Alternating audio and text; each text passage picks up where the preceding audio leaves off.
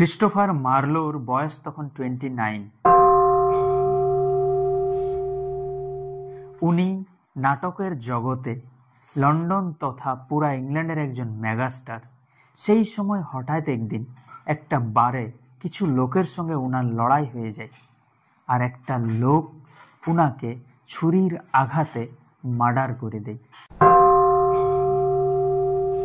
অনেক লোকের মতে যেহেতু উনি একজন স্পাই ছিলেন এবং যখন বিরোধী পার্টির লোক জানে যায় যে উনি একজন স্পাই, তখন তারা বুদ্ধি করে এই মার্ডারটা করে।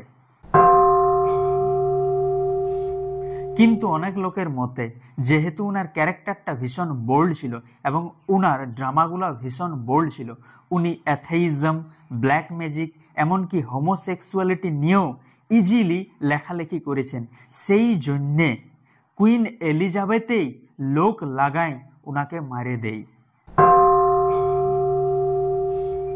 এরপর যে আমি কনস্পিরেসি থিওরিটা বলবো সেইটা কিন্তু হেভি ইন্টারেস্টিং। অনেক লোকের মতে যেহেতু ক্রিস্টোফার মার্লো বুঝে গেছিলেন যে আমার লেখাগুলোর জন্য, আমার ক্যারেক্টারের জন্য এবং আমি যে স্পাই বটি সেইটার জন্য অনেক লোকের আমি শত্রু হয়ে গেছি, লোক আমাকে যে কোনো সময় খুন করে দিতে পারে।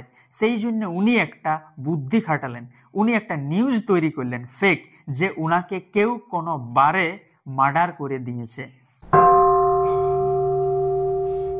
এরপর কিছুদিন উনি গা ঢাকা দিয়ে দেন, তারপর মেকআপ অ্যান্ড হেয়ার স্টাইলটা চেঞ্জ করে, কস্টিউম ডিজাইনটা চেঞ্জ করে আর নামটা চেঞ্জ করে লন্ডনের মার্কেটে এন্ট্রি মারেন। কি নাম নিয়ে এন্ট্রি মারেন? William Shakespeare. মানে পৃথিবীর যে সব থেকে পপুলার রাইটার বা সব থেকে পপুলার ড্রামাটিস্ট উইলিয়াম শেক্সপিয়ার, সেটা আর কেউ নন, সেটা হচ্ছে কে? Christopher Marlowe.